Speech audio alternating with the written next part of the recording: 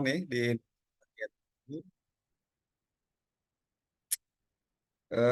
sore hari ini kita agendanya adalah pemaparan makalah dari Bapak dan Ibu yang sudah siap.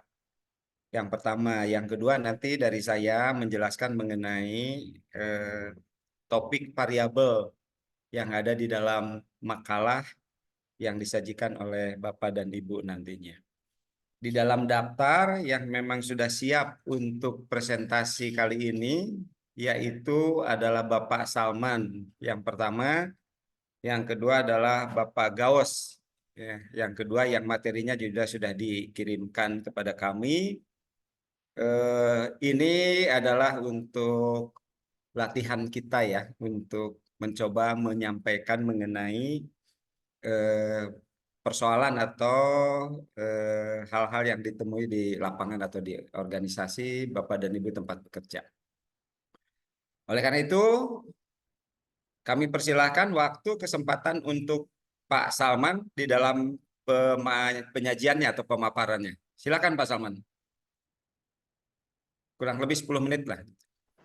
Baik, pada saya mohon izin.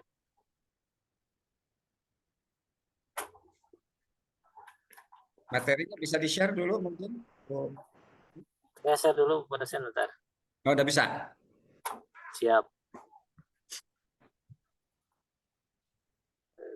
Ya dia jadi harus di ini. Oh, harus.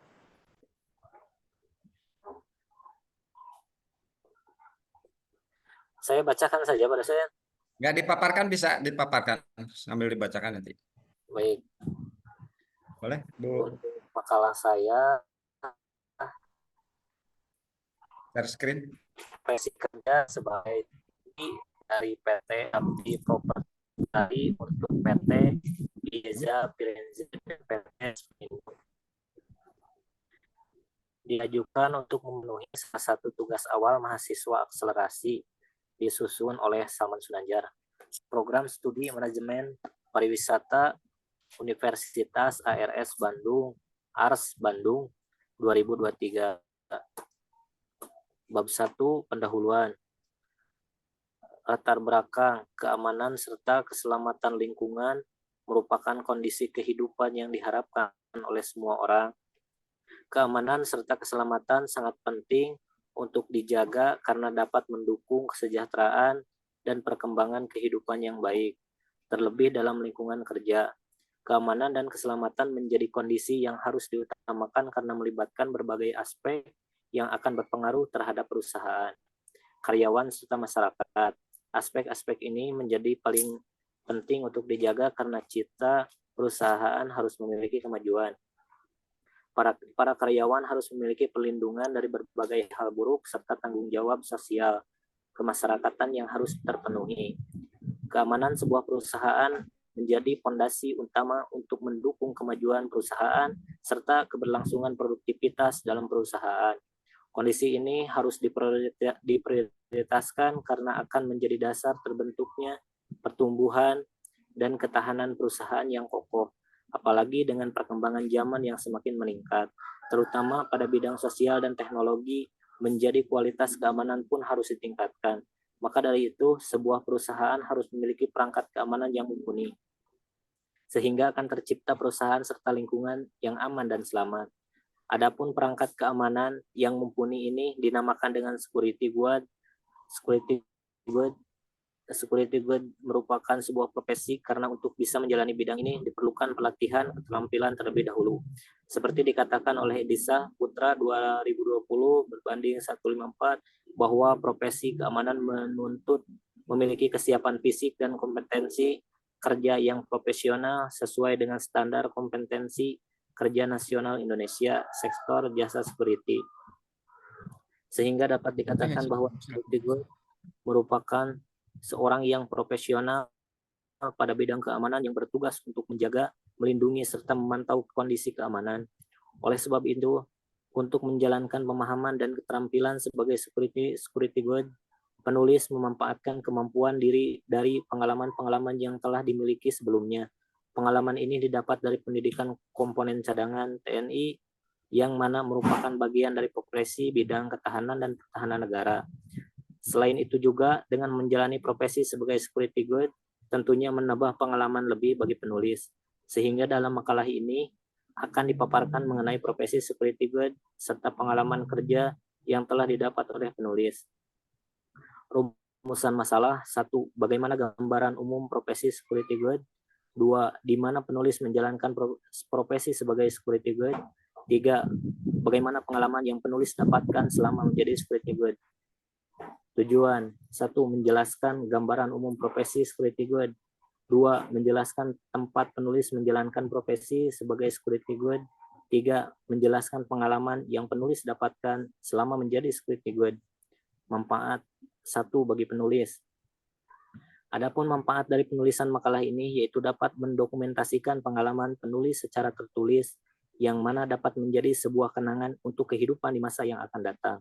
2. Bagi pembaca. Pembaca akan mendapatkan pengetahuan mengenai security guard khususnya pada PT Abdi Properti Lestari berdasarkan fakta dari pengalaman penulis. Bab 2. Pembahasan. Peran penting security guard sebagai tenaga profesional perusahaan. Keamanan merupakan kunci pada setiap pelaksanaan pembangunan yang akan dilaksanakan. Oleh sebab itu, tenaga keamanan security guard harus memiliki pengetahuan dan keterampilan yang sesuai, dikarenakan security guard memegang peran utama dalam menjaga keamanan sebuah perusahaan. Dengan kata lain, security guard bertanggung jawab penuh terhadap kondisi keamanan dan keselamatan sebuah perusahaan dari berbagai risiko yang dihadapi. Security guard juga berperan sebagai ujung tombak perusahaan dalam upaya pencegahan dari berbagai gangguan yang akan mempengaruhi kinerja perusahaan, baik gangguan dari dalam maupun luar lingkungan perusahaan. Tenaga keamanan telah tercantum di dalam Undang-Undang Nomor 2 Tahun 2022 mengenai Kepolisian Negara 2002 mengenai Kepolisian Negara Indonesia.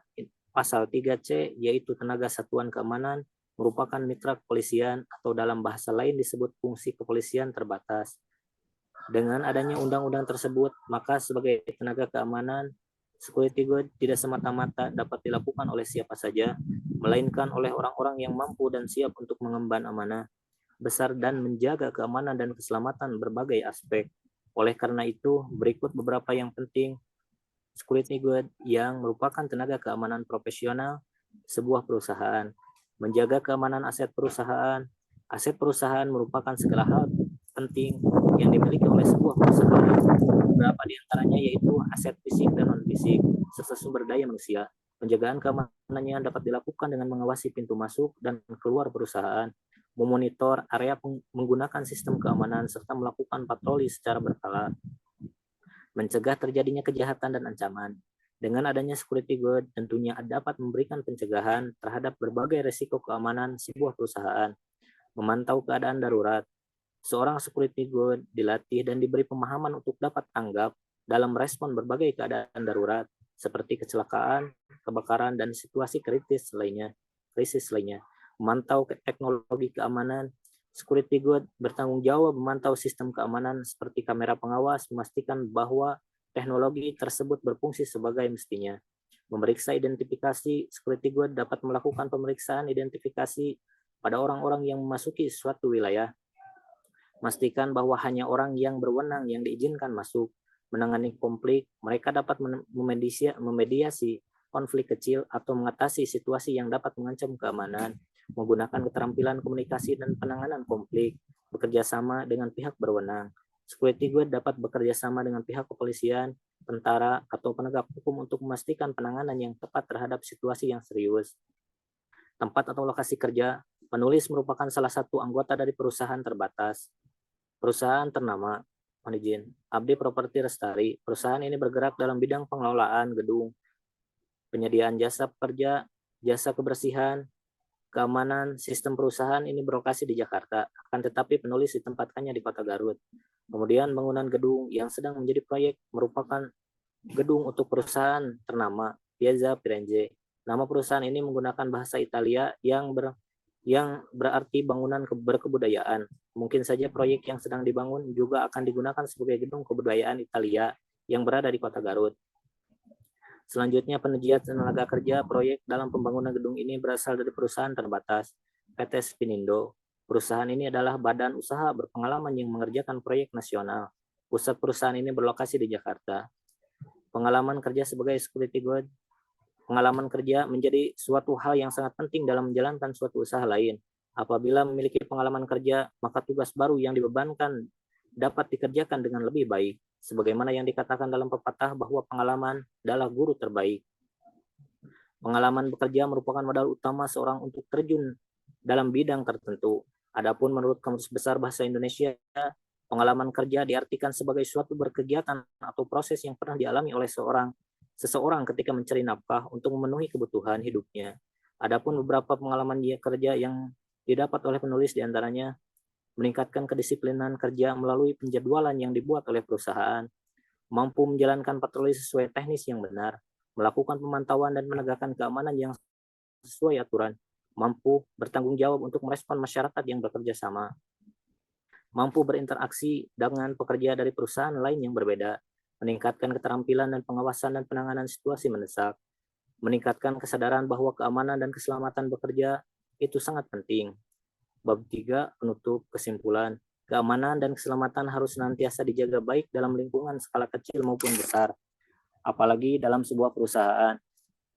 Kebutuhan akan keamanan menjadi hal utama yang harus dihadirkan untuk menjaga aset-aset penting perusahaan. Kemudian, untuk pelaksanaan penjagaan tersebut diperlukan tenaga keamanan yang mempunyai pemahaman dan keterampilan yang sesuai, yaitu seorang security guard. Bagi penulis, menjadi seorang security guard merupakan sebuah pengalaman yang sangat berharga. Dikarenakan hal ini merupakan pengalaman pertama dan memberi bakal pengalaman baru. Selain itu, dengan menjadi seorang security guard, penulis mampu menyalurkan rasa cinta, menjaga keamanan dan keselamatan di tempat. Penulis bekerja sama maupun di tempat. Demikian, Pak dosen, mohon izin. Baik, terima kasih atas paparannya. Siap, sama-sama. Saman, Bapak dan Ibu, di dalam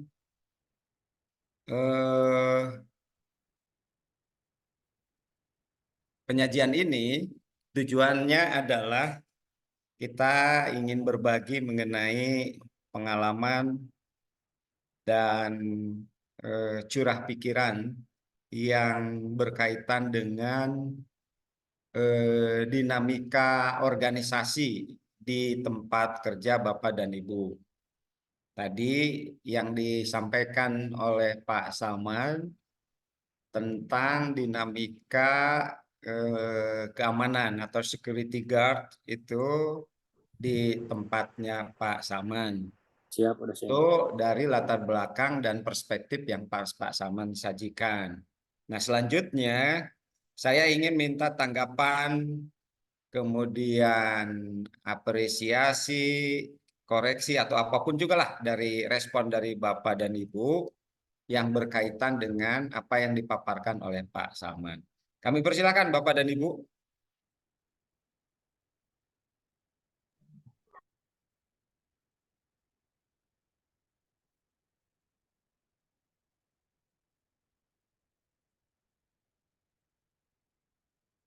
Silakan Bapak dan Ibu, ada tanggapan?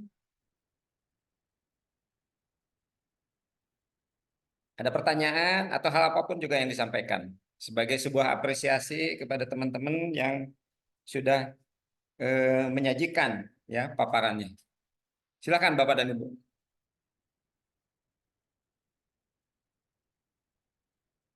Izin Pak Rohyan, Oke, terima kasih Pak Rijal. Silakan. Pak cuman mau share aja Pak Siap. bahan yang barusan. Izin dengan Bapak siapa barusan Pak? Pak Salman. Pak Salman. Menurut ini share saja Pak, karena ini terjadi juga di kami kan. Tentunya di setiap perusahaan sekarang pasti ada security ya Pak. Nah, kadang-kadang di kita ini ada problema gini Pak. Salah satu kita harus memikirkan cost of operation dan expenses tentang biaya pengadaan untuk karyawan Pak. Nah, satu segi lagi kita ingin standar dan quality itu apalagi masalah keamanan nggak bisa kita toleransi kan Pak. Nah, di beberapa perusahaan kan banyak sebagian besar security itu outsourcing Pak. Mm-mm. Ini oleh ke luar. Nah, mungkin karena Pak Salman berkecimpung dalam bidang ini, mungkin untuk kita sharing Pak, untuk kita ini ya dari segi saya sih ada plus dan minus Pak. Security kita handle kita sendiri atau kita handle dari outsourcing Pak. Ada beberapa segi pihak, mungkin karena Pak Salman ini kan terjun langsung Pak di dalam bidang itu, mungkin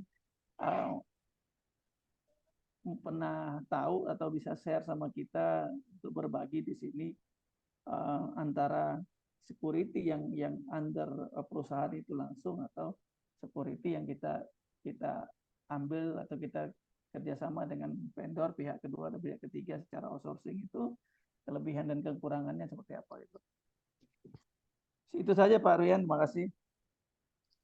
Baik, terima kasih banyak. Bagus sekali Pak Rizal mengenai pertanyaannya ya. Jadi memang ada pergeseran dulu sih swaklola ya istilahnya.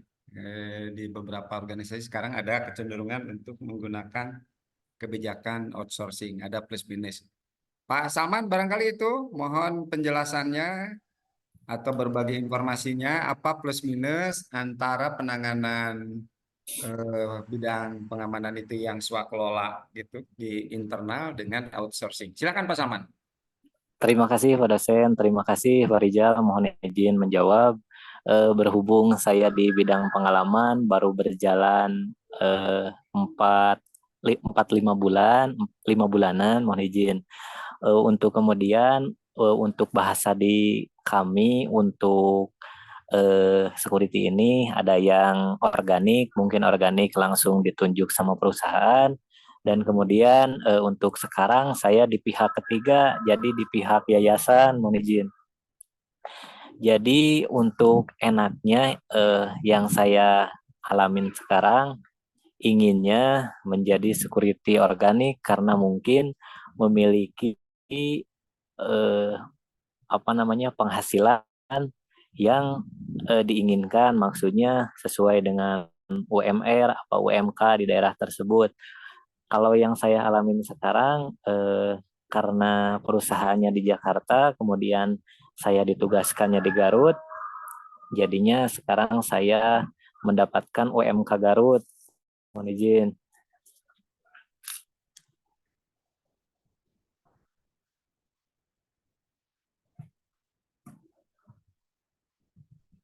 Jadi mungkin untuk penggajiannya dari perusahaan di Jakarta lewat dulu yayasan APL. Nah, kemudian baru ke tangan saya sebagai pihak ketiga untuk hal tersebutnya. Mohon izin. Apabila salah, mohon izin koreksinya, Pak. Baik. Baik, terima kasih Pak Salman, Pak Rizal. Ya. Sekarang dari saya barangkali sebagai satu ini program studi kita ini adalah sarjana manajemen pariwisata. Jadi saran saya untuk Pak Salman dulu, memang coba kita bajukan ke atau terapkan ke program studi kita. Baik. Program studi kita itu adalah di manajemen pariwisata. Jadi bagus sekali ini materinya, tinggal dikaitkan saja yang berkaitan dengan keamanan dan ketertiban ini. Ada bagian dari apa yang disebut dengan sabta persona ya di dalam pariwisata itu, ya. Jadi itu juga bisa dikaitkan untuk kenapa pentingnya keamanan dan ketertiban ini. Di dalam sabta persona ini ada 7 poin ya yang menjadikan indikator kualitas kepariwisataan ini. Jadi sama saja walaupun ini adalah tadi agak pemikiran Pak Salman diangkat lagi, lebih naik lagi ke atas, tidak hanya sekadar security guard sebagai fungsi pengamanan teknis, tetapi coba dikaitkan peran security guard dalam tujuan organisasi, ya. Dalam tujuan organisasi di sebuah PT itu, yang tadi entah PT dalam bentuk manufaktur atau PT manufabrikasi atau dalam bentuk misalnya PT atau perusahaan yang sifatnya jasa di restoran atau di hotel di bidang pariwisata, ya, bahwa security guard itu adalah sebagai salah satu indikator kualitas pelayanan perusahaan, ya, dalam hal ini. Jadi saran saya Pak Salman bahwa dalam konteks kepariwisataan, jadi bahasanya coba kita ambil dari fenomena pariwisata. Di dalam fenomena pariwisata itu adalah penting menjaganya kualitas. Salah satu indikator daripada kualitas itu adalah dari Sabta Persona. Di dalam Sabta Persona itu ada 7 poin yang menjadikan indikator kualitas daripada pariwisata atau hospitality. 1 adalah keamanan, 2 adalah ketertiban, 3 adalah kebersihan, 4 adalah kesejukan, 5 adalah keindahan, 6 adalah keramah tamahan, dan 7 adalah kenangan. Barangkali bisa 2 Pak Salman atau 3 sebetulnya dari fungsi security itu yang bisa dikaitkan. Yang pertama adalah keamanan, yang kedua adalah ketertiban. Lebih maju lagi, peran dan fungsi keamanan ini sekarang sudah masuk ke dalam keramah tamahan. Ya, kalau kita lihat di public service, di bank-bank, di kantor-kantor ini, bahwa tidak hanya sekadar keamanan, ketertiban, tetapi aspek keramah tamahan juga dijadikan fungsi yang ada melekat di dalam security guard. Itu bagus sekali. Sehubungan dengan itu, maka penting kita menangani masalah security guard dengan baik. Saya kira itu mungkin Pak Salman untuk kasih masukan.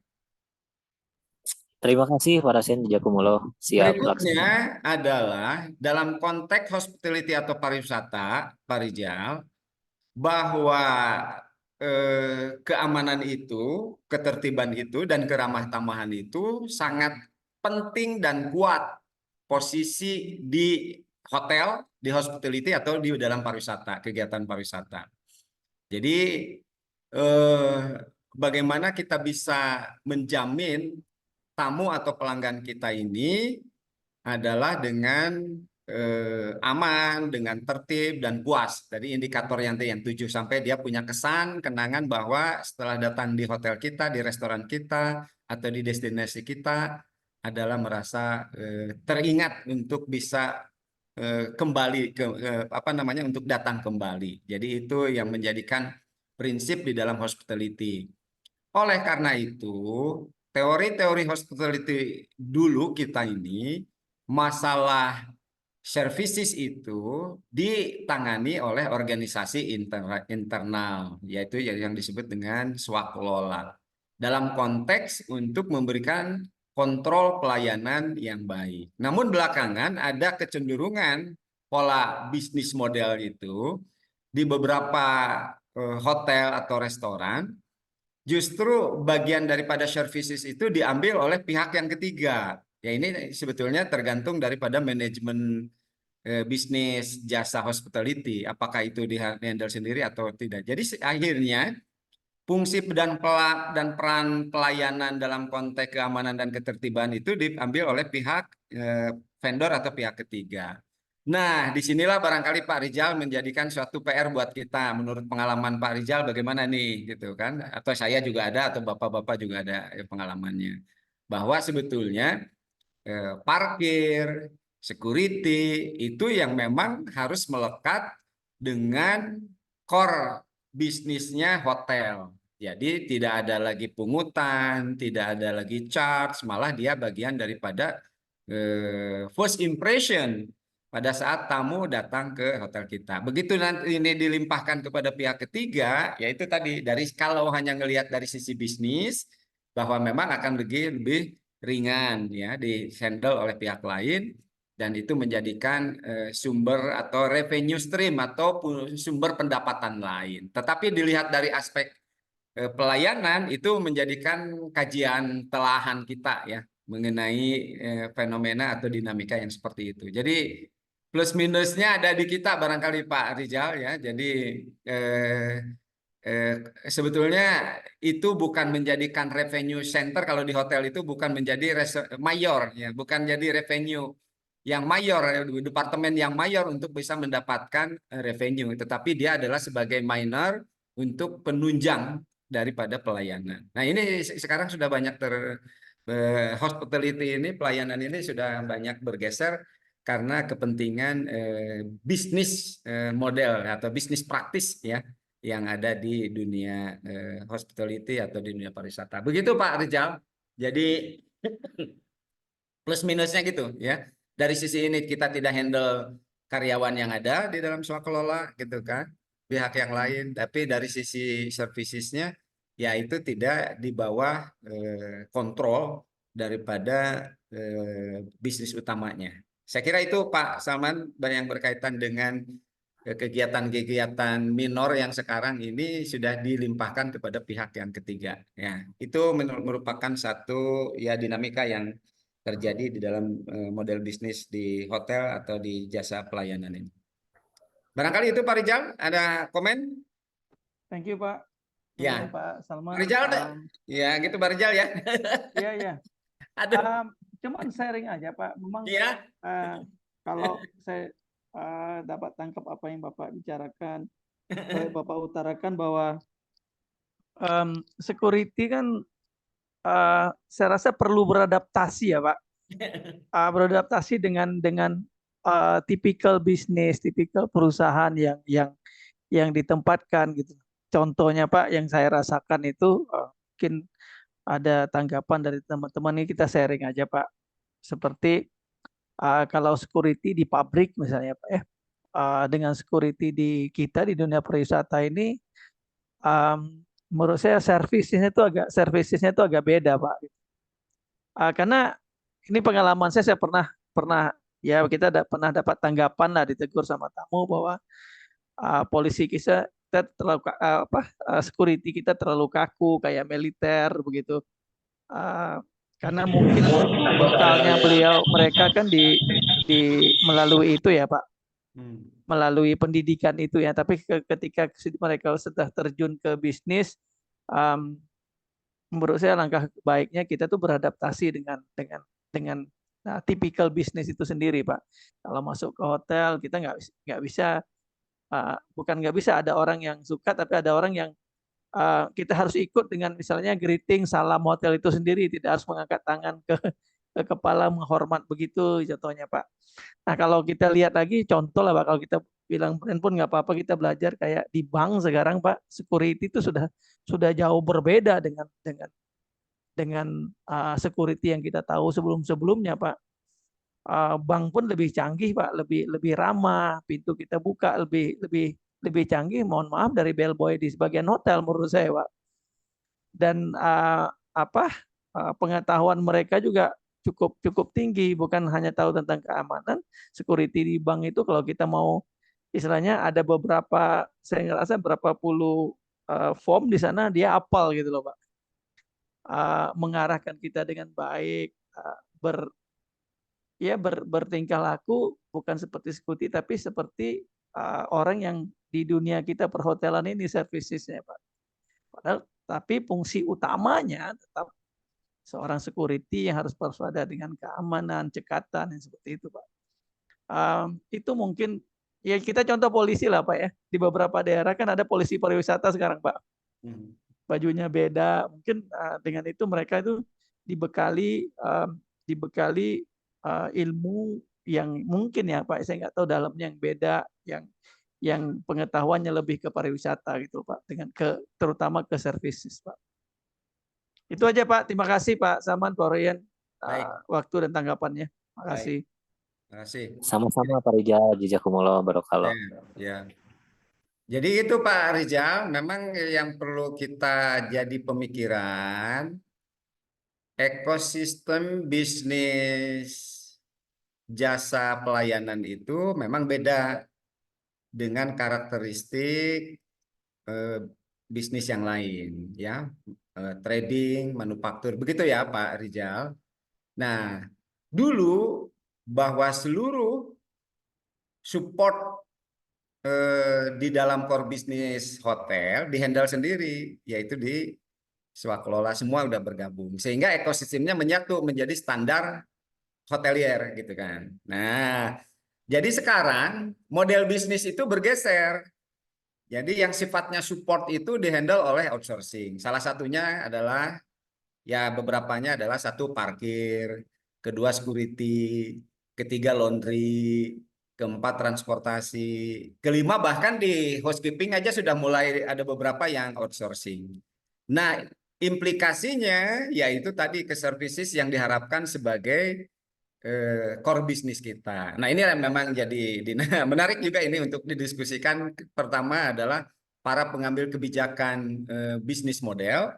Ya, yang kedua memang berikutnya nanti kalaupun memungkinkan ekosistem dari yang eksternal itu harus masuk kepada ekosistem model bisnis yang ada di internal di perhotelan. Seperti yang tadi di bank itu dengan pendekatan standarisasi yang ada di dunia services bank, maka dia menjadikan security guard sebagai seorang bank. Mungkin nanti di hotel juga adalah diciptakan seperti itu. Itu merupakan challenge ya, merupakan tantangan buat kita. Itulah dinamika bisnis model sekarang ini selalu berubah-ubah dan bergeser. Saya kira itu yang menarik yang perlu kita dibahas lebih lanjut di dalam konteks ekspektasi user. Jadi ekspektasi user dengan apa kualitas yang disuplai oleh si pihak tadi, produsen ya atau supplier mengenai security guard. Ini menarik sekali untuk dibahas dari perspektif apa tadi ya, karakter bisnis dari atau model bisnisnya di bidang apa namanya outsourcing atau bidang vendor ini. Oke, untuk sementara itu terima kasih Pak Rizal. Salam respect atas responnya. Barangkali ada satu lagi kalau ada yang ingin menanggapi, menambahkan buat memperkaya Pak Salman di dalam bahasan ini, Bapak dan Ibu. Izin Pak Dosen, boleh nambah sedikit? Siap Pak Henrikus, terima kasih. Iya, sorry saya lagi sambil di jalan. Siap, Menanggapi Bapak. dari yang materinya Pak Rizal, saya mau share sedikit. Seperti itu juga sudah mulai terjadi di tempat kami yang di Papua. Terus saya kerja di Papua. Jadi kebetulan di ini perusahaan yang kami layani, Freeport, itu juga sudah mulai Pak. Jadi sebelumnya itu memang yang security itu bergabung dengan di bawah satu payung di bawah perusahaan PT FI. Nah, mulai tahun lalu itu memang sudah mulai ada pergeseran dan sudah mulai disubkonkan ke tempat lain. Jadi ke apa? Jadi diambil lagi dari perusahaan lain itu, Pak. Sudah mulai beralih ke seperti yang di hotel saat ini. Begitu, Pak.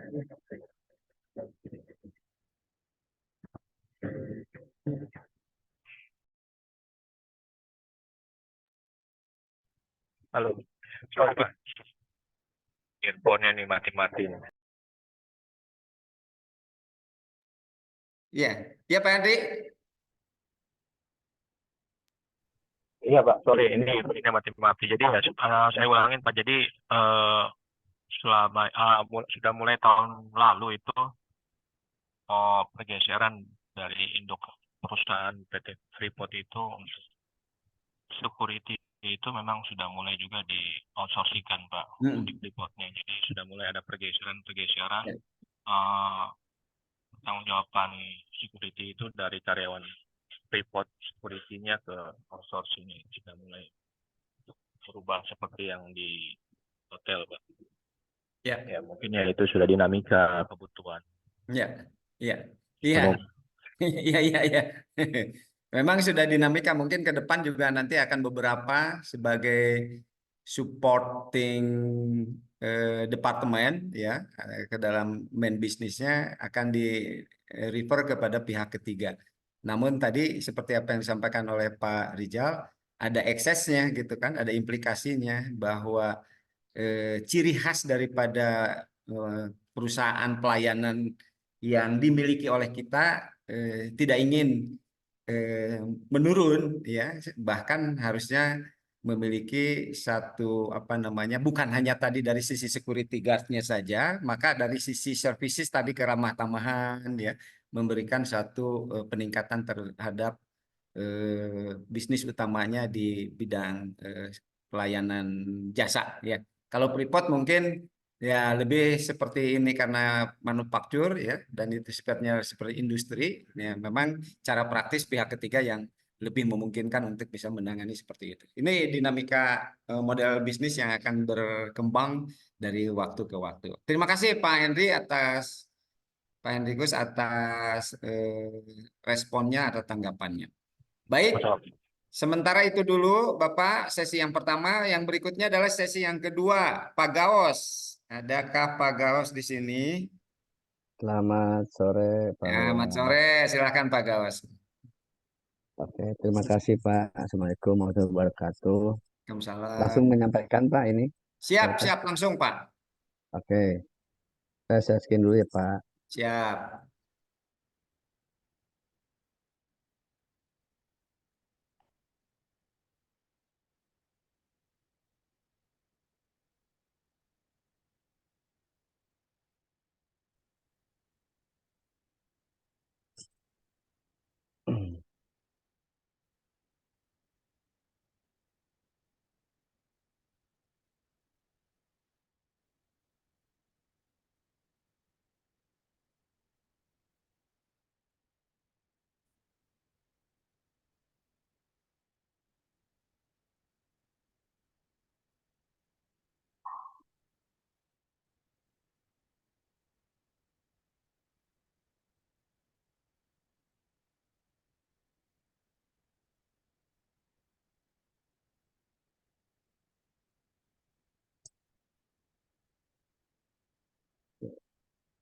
Lalu Pak ya Pak, mohon maaf nih. Ya, silakan. Oke Pak, selamat sore Pak Wayan, Selamat sore Pak Gaos. teman-teman semuanya satu angkatan nih. Kebetulan saya bekerja di BUMN, jadi saya mungkin belajar Pak untuk mengambil tema tentang perkembangan industri pariwisata dan perhotelan bekerja sama dengan perusahaan BUMN. Itulah yang tema saya angkat, Pak.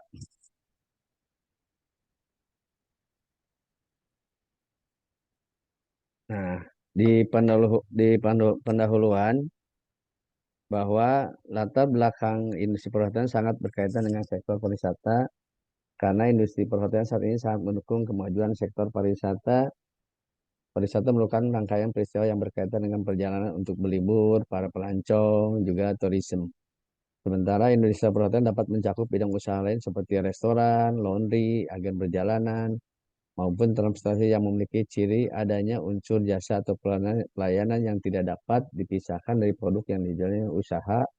Perhotelan sangat perlukan bagi wisatawan mancanegara maupun wisatawan Nusantara yang sedang melakukan perjalanan dan memerlukan akomodasi penginapan, baik yang dilengkapi dengan fasilitas yang tersedia makanan, minuman, transportasi, maupun hanya menyediakan kamar.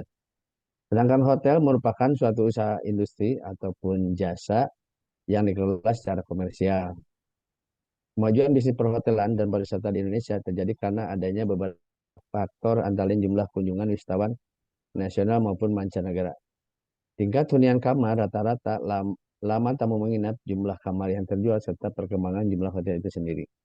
Sehubungan dengan penjelasan tersebut di atas, maka penulis menganalisa adanya aset perusahaan BUMN yang memiliki potensi pariwisata dan perhotelan yang belum dikelola secara profesional.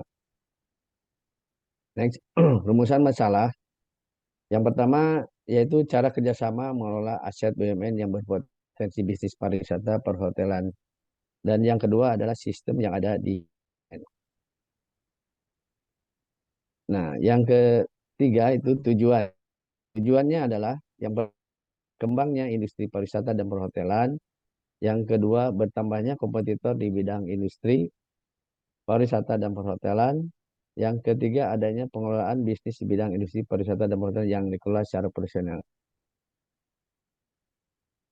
Kajian pustakanya, yang pertama, definisi pariwisata merupakan suatu kegiatan yang dilakukan oleh individu maupun sekelompok orang untuk perjalanan rekreasi. Berikut beberapa macam definisi menurut para ahli. Di antaranya, menurut Lundberg, pariwisata secara umum merupakan suatu konsep di mana orang-orang berpergian dengan dilakukan perjalanan ke suatu wisata dan terdapat berupa pelayanan yang diberikan oleh pengelola dengan tujuan untuk memudahkan memberikan kesan yang lebih menyenangkan pada suatu perjalanan. Sedangkan yang kedua, definisi hotel adalah sebuah bangunan yang disediakan kepada publik secara komersial untuk para tamu yang ingin mendapat pelayanan menginap, makanan atau minuman, dan pelayanan lainnya. Next, kerangka pemikiran. Yang pertama, penulis jelaskan tentang badan usaha milik negara yang terdapat dalam peraturan pemerintah. Yang selanjutnya disebut BUMN adalah badan usaha yang seluruh atau sebagian besar modalnya dimiliki oleh negara melalui penyertaan secara langsung yang berasal dari kekayaan negara yang dipisahkan. Pengertian yang kedua adalah perusahaan perseroan. Yang selanjutnya disebut persero adalah BUMN yang berbentuk perusahaan perseroan terbatas yang modalnya terbagi dalam saham yang seluruh atau paling sedikit 51% sahamnya dimiliki oleh negara Republik Indonesia yang tujuan utamanya mengejar keuntungan. Yang ketiga, perusahaan umum. Yang selanjutnya disebut Perum adalah BUMN yang seluruh modalnya dimiliki negara dan tidak terbagi atas saham yang bertujuan untuk kemanfaatan umum berupa penyediaan barang dan jasa yang bermutu tinggi dan sekaligus mengejar keuntungan berdasarkan prinsip pengelolaan perusahaan. Kebetulan penulis bekerja di perusahaan BUMN yang lebih condong ke Perum karena kami lebih mengutamakan pelayanan terhadap masyarakat, di antaranya pengairan. Next, bab 3 pembahasan. Di analisa pembahasan, permasalahan dalam bekerja sama dengan perusahaan BUMN di antaranya, yang pertama, cara kerjasama mengelola aset BUMN yang berpotensi sebagai bisnis, pariwisata, dan perhotelan, adanya aturan berdasarkan kementerian yang sudah baku dan berbeda. Yang kedua, sistem yang ada di BUMN mengacu terhadap aturan yang diatur oleh perusahaan. Yang kedua, prosedur pembahasan solusi.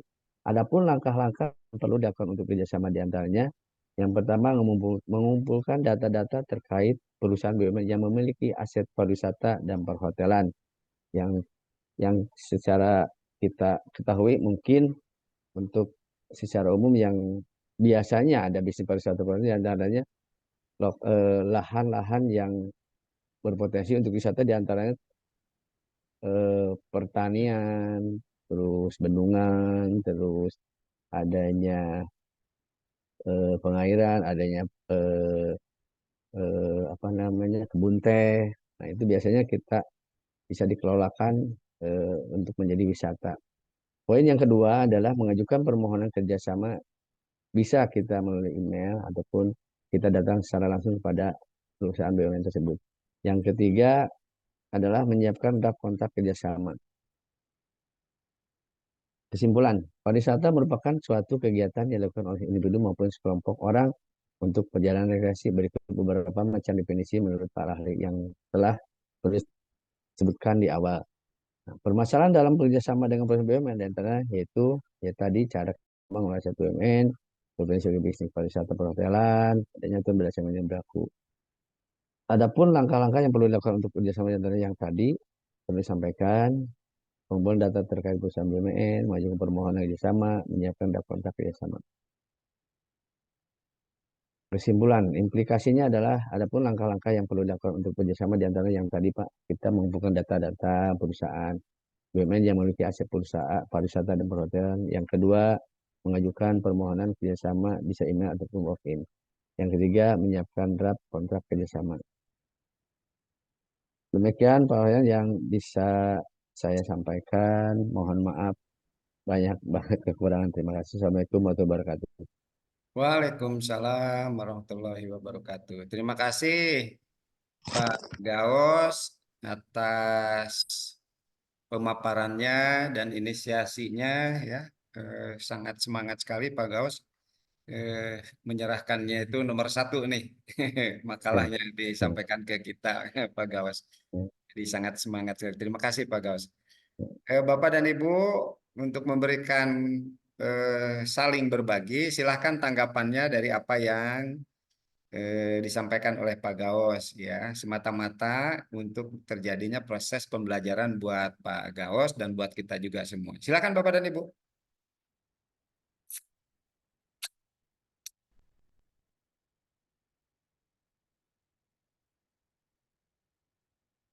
Pak Gaos ini di BUMN ya sekarang ya Pak Gaos ya. Betul Pak Rian, kebetulan saya unit bisnisnya di Pengairan. Hmm. Terus Ah, punya unit bisnis di bidang pariwisata nggak? ada Perhotelan. Pak, betul Pak. Nah itu Pak, awalnya kita unit bisnis, core bisnis itu Pengairan. Nah Pengairan ini untuk mengairi air ke sawah para petani Pak. Betul.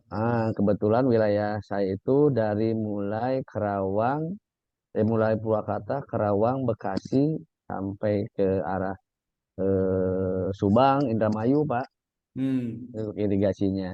Makanya Hmm. banyak tempat-tempat space yang awalnya dulu justru rumah dinas karyawan Pak, yang di Bendungan Jatiluhur mungkin Bapak pernah dengar Purwakarta. Ya. Ah, di situ awalnya rumah dinas Pak, awalnya rumah dinas, tiba-tiba di situ banyak ekspatriatnya orang bule Hmm. untuk teknisi engineer orang apa orang Bendungan Pak untuk mendesain bendungan. Nah, sehingga kita lama-lama akhirnya dibikinlah sedikit-sedikit dijual kamar rumah dinasnya disewakan gitu Pak. Awalnya seperti itu. Hingga saat ini ya alhamdulillah sih udah dikelola secara profesional Pak. Seperti itu Pak. Hmm. Baik. Jadi sekarang punya unit bisnis apa Pak? Unit bisnis pariwisatanya ada? Ada Pak, kebetulan kita untuk pariwisatanya kita punya rekreasinya ada waterboom, ada kapal pesiar, kapal wisata Pak, yang untuk keliling Hmm. bendungan. Oke, oke, oke, oke. Terus sekarang ada yang terbaru itu adalah camping ground Pak. Oke, oke, oke, oke, siap, siap. Betul. Sementara untuk hotel kita punya, untuk hotel buildingnya kita punya 40 kamar, sementara Hmm. bungalow-nya kita punya 30 kamar Pak. Baik. Baik, Bapak dan Ibu, silakan kalau ada yang ingin memberikan masukan atau tanggapan pada Bapak Gaos, silakan.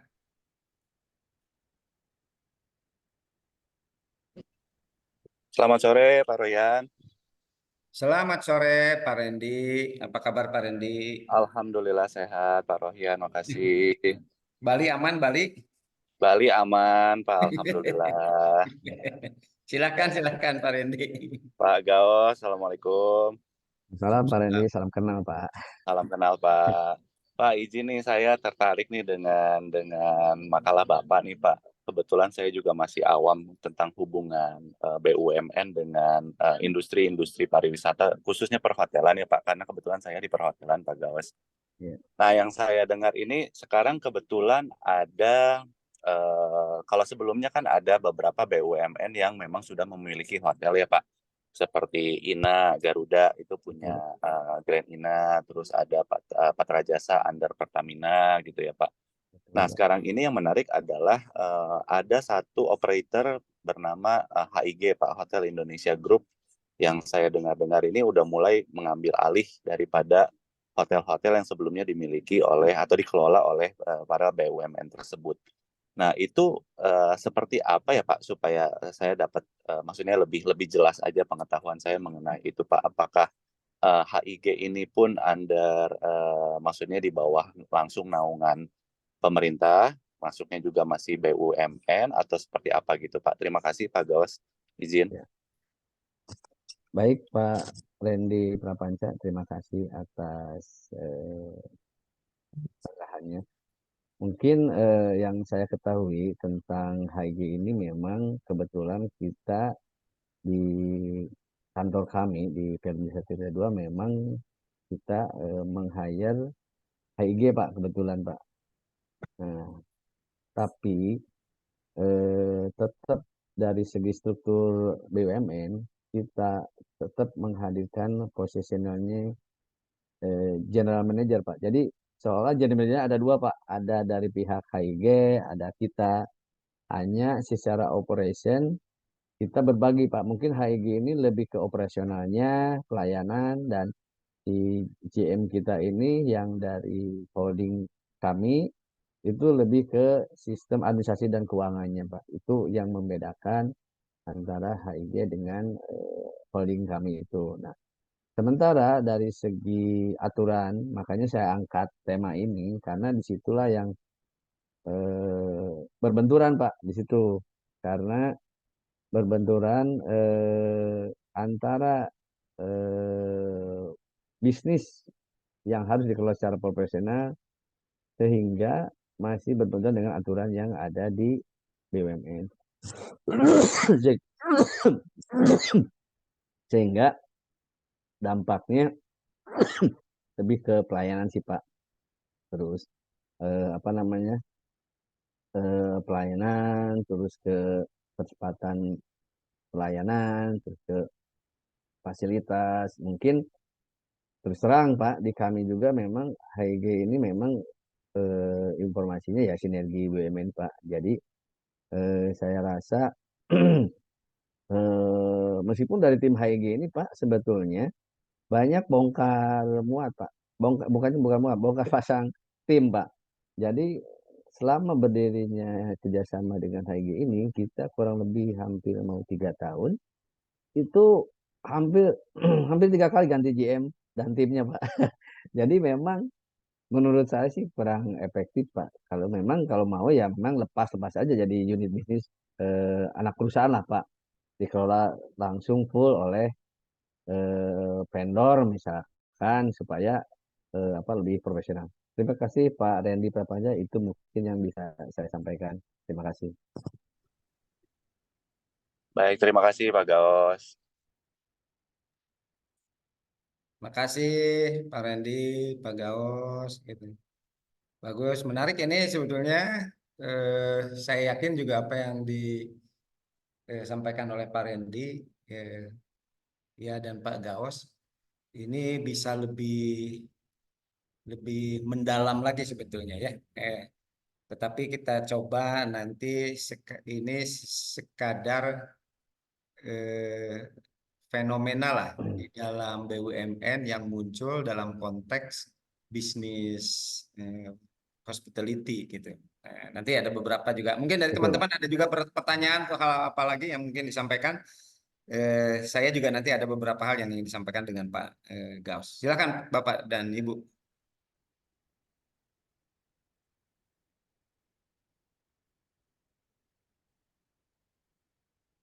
Jadi yang dibahas oleh Pak Gaus itu memang eh, seyogianya memang dibatasi ya. Mungkin itu kan dibatasi dalam konteks di BUMN di apa?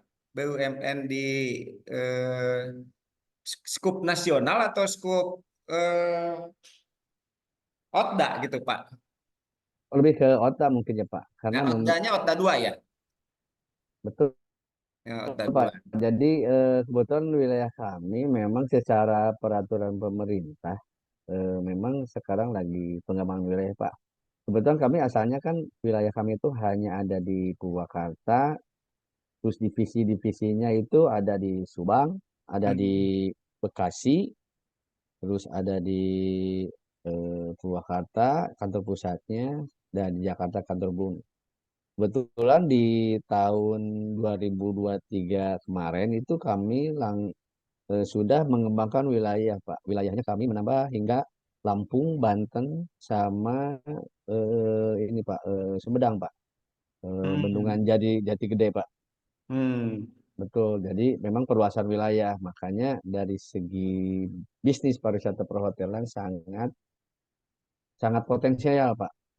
Seperti Hmm. itu, Pak. Cuman hanya saja karena kita terbentur dengan aturan struktur yang ada di BUMN, akhirnya terus terang saya pribadi bekerja sekarang di bagian di perencanaan sumber daya air dan non sumber daya air Pak akhirnya.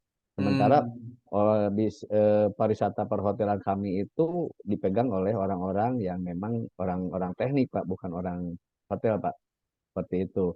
Nah, apa namanya? Makanya saya ya mencoba mengambil manajemen pariwisata. Mudah-mudahan setelah selesai mungkin manajemen bisa berubah pikiran untuk bisa dikelola lagi oleh orang pariwisata Pak, seperti itu Pak.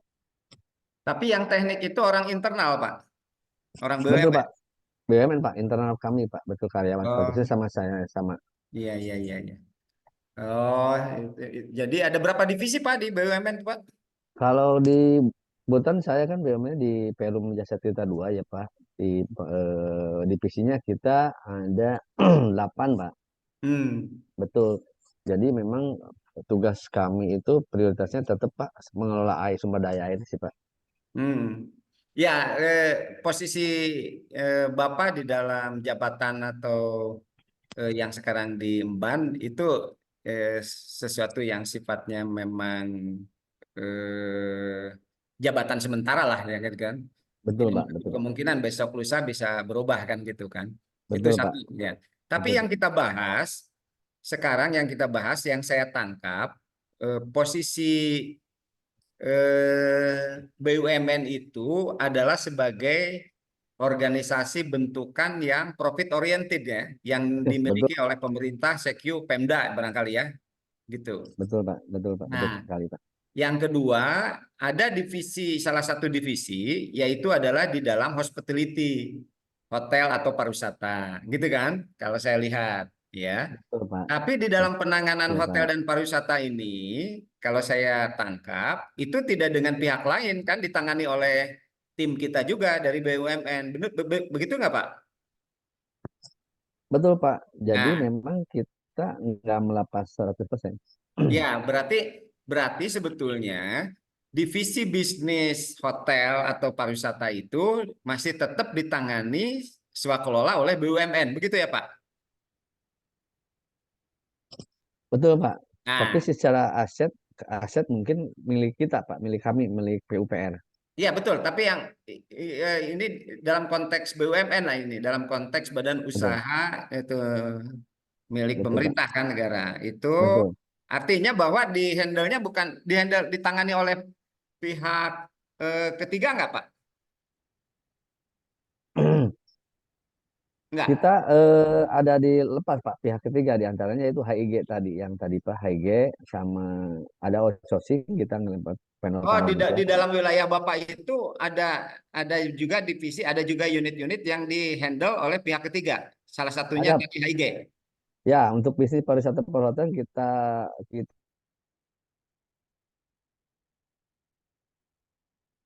Bisnis. kerjasama dengan HIG Pak. Ah, oke, oke, oke, oke. Bagus. Kalau begitu judul Bapak pas, gitu. Sesuai dengan apa yang dipertanyakan oleh Pak Randy tadi. Betul Ya. Pak. Nah, Betul jadi Pak. judulnya itu sebetulnya Betul bagaimana Pak. hubungan antara ya pihak apa ketiga dengan BUMN gitu. Itu yang Betul Pak. itu bagus judul. Jadi itunya bagusnya itu Pak, judulnya tetap bagus itu. Ya, Saya pikir tadi ditangani sendiri, ternyata memang dilepaskan kepada pihak lain, yaitu betul Pak. HIG. Dan dalam hal ini HIG itu yang memang ya belum jelas apakah dia memang independen perusahaan di luar BUMN gitu, ataukah anak perusahaan daripada BUMN kan begitu ya Pak? Betul Pak. Betul Pak. Nah, itu yang memang harus nanti diceritakan untuk bisa jawaban ke Pak Randy gitu, ke kita semua. Siap. Baik Jadi Pak. Baik Pak. hubungan antara mekanisme HIG dengan aset-aset atau dengan unit-unit usaha yang ada di BUMN. Hmm. Saya kira itu yang harus jadi istilahnya tata kelola hotel and restoran di dalam bisnis BUMN gitu. Yang di dalamnya ternyata memang ada hubungan dengan pihak ketiga. Alasannya plus minusnya nanti dipaparkan sedemikian rupa. Gitu Baik ya. Pak. Saya Siap. kira itu ya Pak ya. Baik Pak. Menarik Pak itu Pak untuk diperdalam lagi Siap. dari sisi manajemennya ini apakah nanti akan harusnya kan dikelola secara efisien, secara efektif dan secara produktif. Tapi Bapak tadi melihat ada indikasi yang memang kurang ya dari sasaran tadi. Saya kira itu ya Pak ya yang tadi. Betul Pak, betul Pak, Baik. betul Pak. Terima kasih Pak Gaos, terima kasih Pak Randy. Jadi Pak. betul sama dengan saya juga pertanyaannya ya Pak Randy, ini gimana nih handle sendiri atau handle pihak orang lain? Yang orang lain itu anak kita, anak kandung, anak tiri atau orang lain? Nah begitulah. Betul, betul, betul Pak Gaus. Pak Rohian, saya juga jadi bertanya-tanya Betul. sebenarnya si HIG ini tuh siapa gitu Pak. Betul. Di Indonesia ini banyak Hmm. terjadi seperti itu ya. Jadi Pak ini juga Pak Henrikus. Nah, sama Pak Henrikus juga ada punya anak sendiri, anak kandung, anak tiri, anak titipan orang lain begitu. Anak orang ya Pak ya. Iya, itu kultur di dalam perusahaan kita itu, organisasi kita di Indonesia itu begitu gitu. Menarik lah untuk Baik, kita pahami ya baik Pak. apa yang Betul, ada di betul, dalam betul. organisasi kita. Terima kasih Pak Terima Gaos. kasih, Siap. terima kasih Pak. Bersama. Siap Pak. Baik. Pak Saya Arya. senang sekali nih, bapak-bapak ini sangat antusias ya, Pak Gaos. Saya salam hormat ya, sangat antusias, semangat. Pak Gaus tuh ya, pendatang terakhir ya, tapi Oh ini semangatnya Pak. luar biasa. Oh, sama ini, iya, luar biasa Pak Gaus semangat. Terus Pak Gaus ada semangat ya. Amin. Siap Baik, Pak. Amin. ya Bapak dan Ibu, ya harus sesemangat apa yang disampaikan oleh Pak Salman dengan Pak Gaus. Soal materi, ya mungkin kita tidak ada yang sempurna, tapi dari hasil diskusi ini, saya melihat justru banyak hal yang kita ingin tahu dari Pak Salman tentang bagaimana dinamika security guard dalam konteks bisnis hospitality yang tadi dipertanyakan juga oleh Pak Rijal. Begitu juga di dalam unit-unit usaha yang ada di induk bisnis BUMN gitu, hubungannya seperti apa yang tadi dipertanyakan juga oleh Pak Andi ya gitu. Pak Randy. Pak Randy ya itu seperti itu Pak Randy. Jadi nah nanti lebih dalam lagi kalau kopi darat ini nggak selesai-selesai sebetulnya kalau bicara seperti ini bisa panjang gitu. Nah Harus sekarang sambil ngopi ya Pak ya. iya betul sambil ngopi ya. Kapan-kapan nih Pak Randy di Parijal lagi nih kita ngobrol. Siap, siap Pak. Kalau ke Bandung dikabarkan Pak. Siap, iya, iya. Kayaknya harus bawa bawa Pak ini juga Pak BUMN ini juga. Mana tahu cari GM nggak Pak biar sekalian kita bicarakan Pak. Siap sekali. Baik, baik. Pak Gawas kalau cari-cari GM kontak-kontak ke kita aja katanya gitu. Siap, aman Pak. Harus nanti prioritas Pak. Iya, siap, siap, siap, siap. Baik, selanjutnya Bapak dan Ibu, kami mohon untuk next week ya, ada 2 atau 3 lagi. Ya, tidak usah panjang-panjang, tetapi fenomena yang Bapak Ibu ingin sampaikan bisa nyampai kepada kita semua. Ya, namun sebagai guidance, saya izinkan pada kesempatan ini juga untuk memperkaya pemahaman di dalam penulisan ilmiah ya yang kaitan dengan apa yang disampaikan oleh Pak Salman. Jadi bicaranya Pak Salman itu variabel yang dibicarakan itu adalah tentang security guard. Nah, security guard nanti relatifnya dengan business hospitality itu. Yang kedua bahwa yang isu atau variabel yang disampaikan oleh Pak Gaos sebetulnya tata kelola bisnis hospitality di BUMN. Jadi artinya tata kelola. Tadi istilahnya dengan menggunakan kata hubungan ya. Itu variabel yang jadikan isu sentralnya dari paparan Pak Salman dengan Pak Gaos. Nah, saya ingin menyampaikan di dalam makalah ini Bapak dan Ibu cukup menyampaikan satu variabel saja isu yang disampaikan. Nanti di dalam penulisan skripsi itu 2 variabel. Ada variabel yang berdiri sendiri, ada variabel yang memang mempengaruhi kepada yang tadi berdiri sendiri. Jadi ada variabel independen dan ada variabel dependen. Nah, pada kesempatan ini saya izin untuk menyampaikan definisi ya atau konsep yang disebut dengan variabel tersebut. Sudah di-share belum tadi ya? Ini.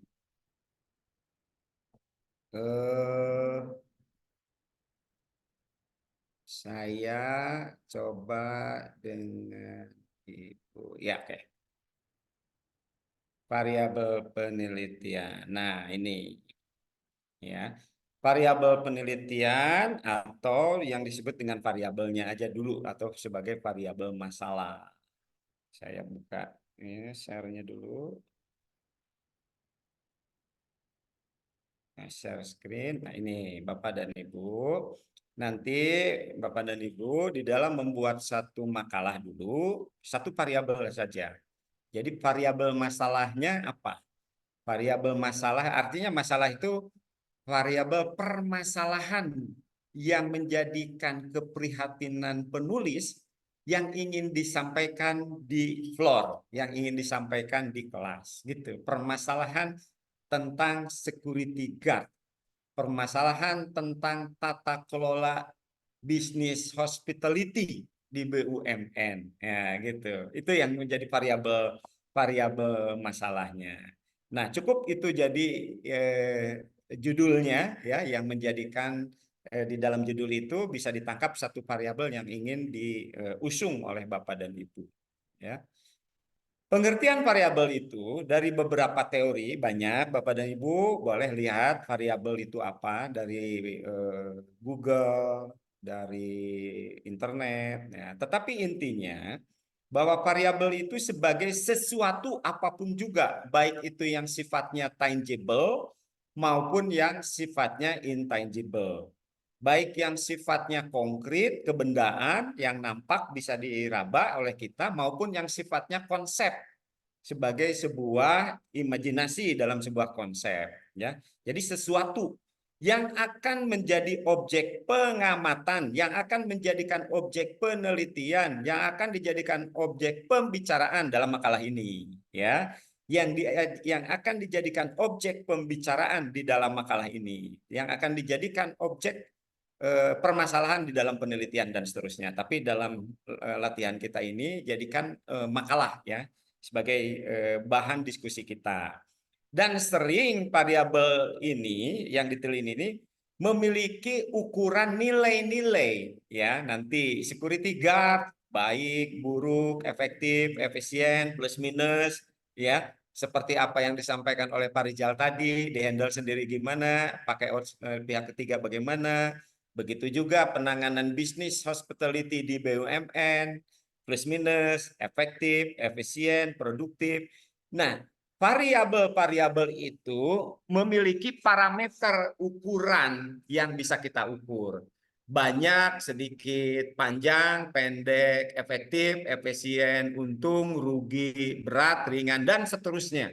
Masing-masing variabel ini puas, tidak puas, disenangi, tidak disenangi. Ya, apapun juga bisa kita bicarakan bahwa variabel itu sebagai fenomena yang terjadi di dalam kehidupan kita.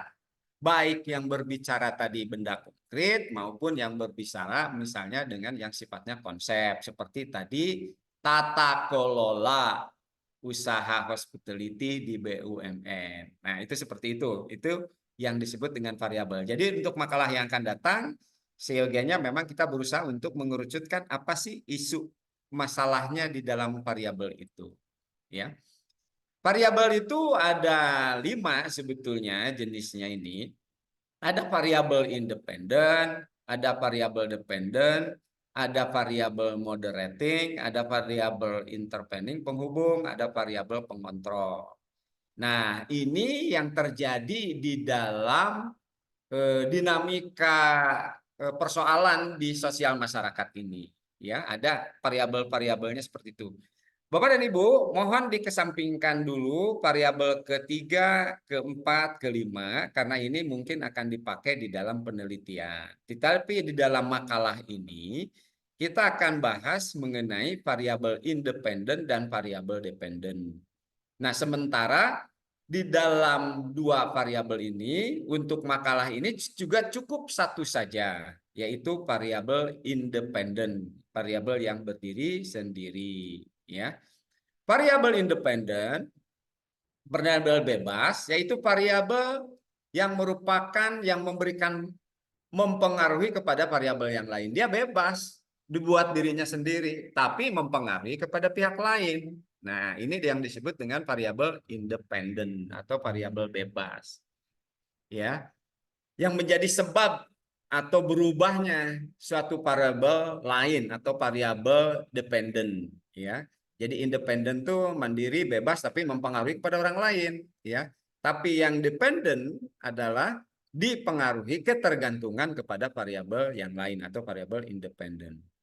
Variabel bebas merupakan variabel-variabel yang faktornya dapat diukur, dimanipulasi, ditambah, dikurang, direkayasa, dan lain sebagainya. Nah, disinilah nanti kebijakan-kebijakan manajemen, policy, strategi yang untuk memanipulasi variabel-variabel bebas, sehingga bisa memberikan pengaruh kontribusi kepada variabel dependen, variabel yang sangat dipengaruhi oleh faktor lain.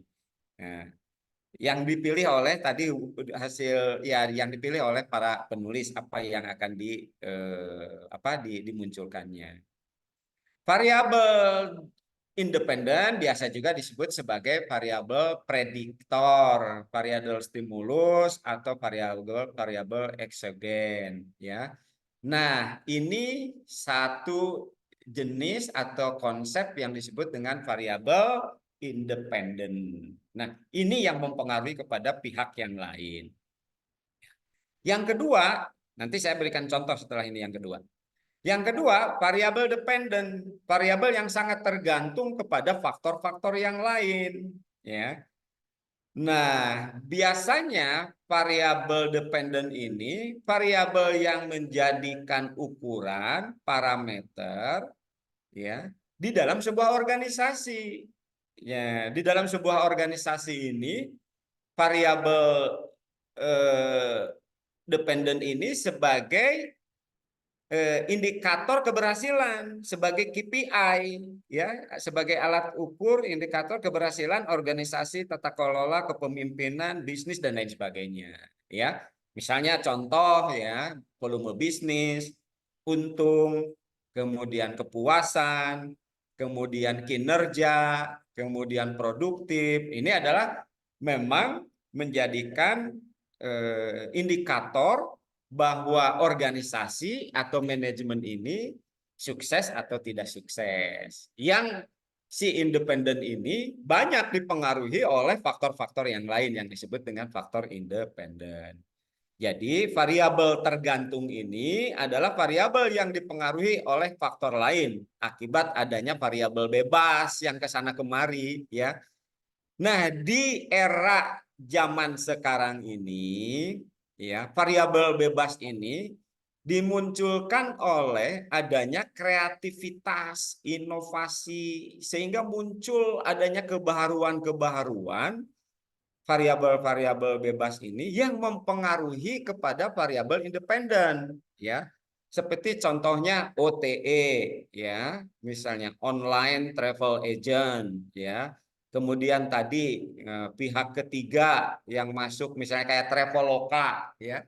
Itu adalah sebagai variabel bebas yang mempengaruhi terhadap tujuan bisnis, ya. Baik itu market maupun revenue dan lain sebagainya. Variabel tergantung ini, dependen ini adalah variabel yang faktornya diamati dan diukur untuk menentukan pengaruh yang disebabkan oleh variabel bebas tadi. Di dalam konteks manajemen, variabel dependen ini menjadikan indikator berhasil atau tidak berhasil, achieve atau tidak achieve, ya. Owner biasanya harapannya begitu, ya. Tercapai nggak harapan saya? Tercapai nggak keinginan saya? Tercapai nggak target saya? Ya, biasanya pihak owner, pihak pebisnis, pihak investor tidak memikirkan faktor-faktor pengaruh lain itu. Ya, yang penting bahwa variabel yang menjadikan ukuran keberhasilan itu bisa dicapai. Nah, disinilah strategi orang profesional yang harus muter otak dan kreativitas bagaimana memanipulasi faktor-faktor lain agar memberikan kontribusi yang berpengaruh positif terhadap variabel-variabel dependen. Pada contoh pengaruh pengembangan fasilitas pariwisata terhadap kepuasan pengunjung, misalnya variabel bergantungnya adalah kepuasan pengunjung, ya. Di dalam sisi marketing, kepuasan pengunjung atau keputusan pengunjung di dalam memilih atau membeli atau menginap dia di bisnis kita itu menjadikan variabel dependen, di mana kepuasan pengunjung, keputusan tamu memilih atau menginap di hotel kita menjadikan variabel independen, menjadikan ukuran baik untung rugi dan lain tinggi rendah dan lain sebagainya yang dipengaruhi oleh faktor-faktor lain, faktor-faktor independen. Dalam konteks makalah ini, Bapak dan Ibu mencoba mengidentifikasi, mencari persoalan variabel dependen yang ada di dalam bagian ukuran atau parameter kebersalinan organisasi. Nah, baik itu di dalam organisasi sosial maupun di dalam organisasi bisnis. Tetapi program studi kita ini karena tadi manajemen pariwisata dan ini memang di dalam kajian keilmuan kita ini lebih kepada ilmu aplikasi yang ada di dalam ilmu manajemen atau ilmu ekonomi. Ya, oleh karena itu ukurannya bahwa lebih cenderung kepada pendekatan organisasi bisnis, bukan organisasi publik. Namun demikian, walaupun organisasi publik tetap aja harus memikirkan kepentingan-kepentingan bisnis. Misalnya, seorang kepala dinas pariwisata tidak cukup bahwa dia hanya untuk mementingkan kepentingan publik dari sisi sosial target, tapi juga untuk menjalankan kesinambungan kepariwisataan baik di dalam destinasi dan operasionalnya pariwisata di Pemda, tetap aspek-aspek pendekatan bisnisnya menjadikan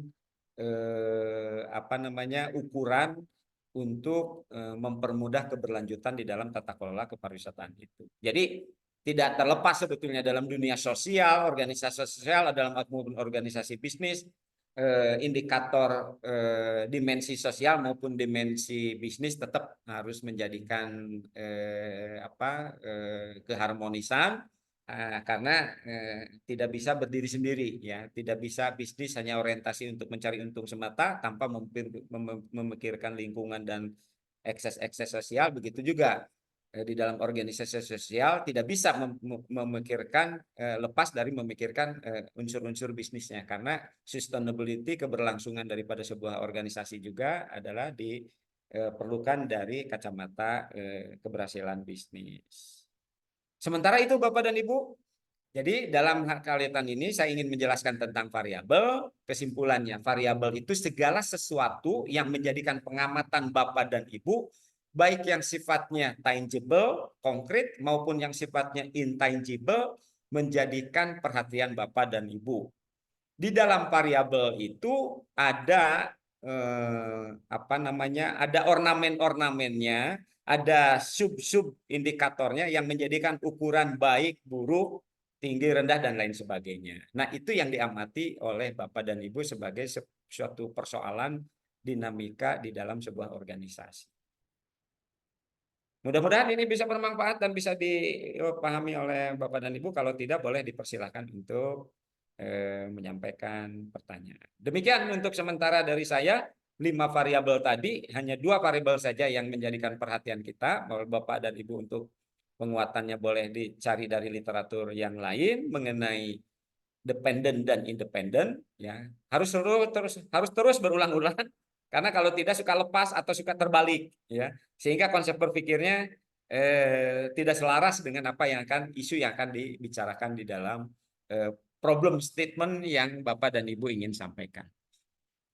Demikian Bapak dan Ibu yang dapat saya sampaikan. Silakan kalau ada tanggapan, kalau ada hal yang ingin ditanyakan atau didiskusikan. Terima kasih. Silakan Bapak dan Ibu.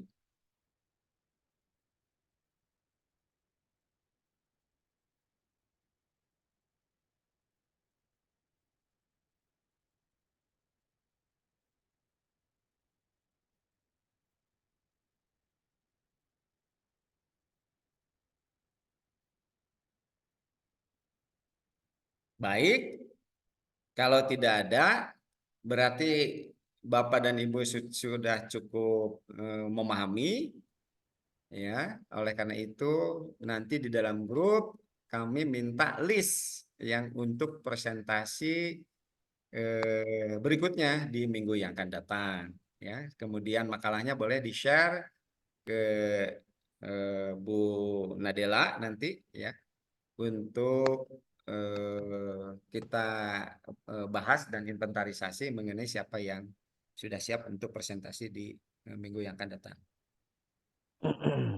Presentasi tersebut nanti diupload di Google Classroom, ya, termasuk juga rekamannya ini juga bisa di-share di YouTube. Oh, rekaman bisa di YouTube, nanti linknya kalau ada yang tidak masuk di dalam kelas ini, linknya akan dikasih. Untuk rekaman ini ada di YouTube, kemudian presentasinya ada di Google Classroom. Siap, Pak Randy, ya. Ada lagi yang lain, Bapak dan Ibu? Pak Ikhwan, silakan. Pak siapa lagi?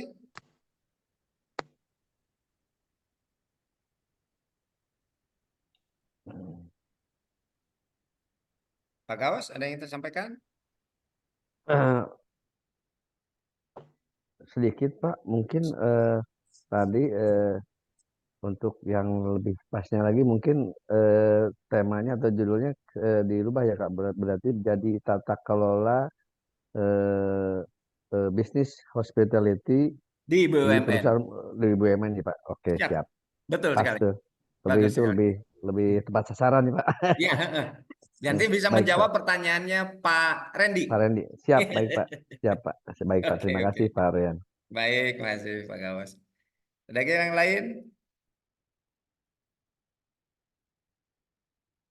Baik, kalau tidak ada, kita cukupkan sampai di sini. Yang hadir ada 25 orang, ya. Dari 34, ya. Alhamdulillah, karena Bapak dan Ibu, ya. Terutama yang Ibu, ya. Memang tidak bisa hadir. Ini ada Bu Iin, Bu Neni, Bu Vivi, dan Bu Yolanda Gewang, Yohana Gewang, ya, ada 4. Jadi 30 adalah bapak-bapak yang hadir dan semua antusias. Nah, mudah-mudahan pada minggu yang akan datang bisa ada ya 4 atau 5 yang bisa presentasi di sesi matrikulasi ini. Terima kasih, mohon maaf atas penyampaian kalau ada hal-hal yang kurang berkenan. Terima kasih. Assalamualaikum warahmatullahi wabarakatuh. Selamat sore, selamat malam buat Pak Hendrikus, ya. Sudah jam 8 ya. Di sana. Masih jam 7 Pak, saya lagi di Bali. Oh, Besok lagi di baru Bali. Iya, lagi cuti Sudah. Pak. Besok baru mau berangkat ke Papua lagi Pak. Aduh. Siap. Oke. Salam buat keluarga di Bali, ya. Oke. Makasih Pak Rayhan. Baik. Baik, terima kasih Bapak dan Ibu. Sampai ketemu. Assalamualaikum warahmatullahi wabarakatuh. Waalaikumsalam warahmatullahi wabarakatuh.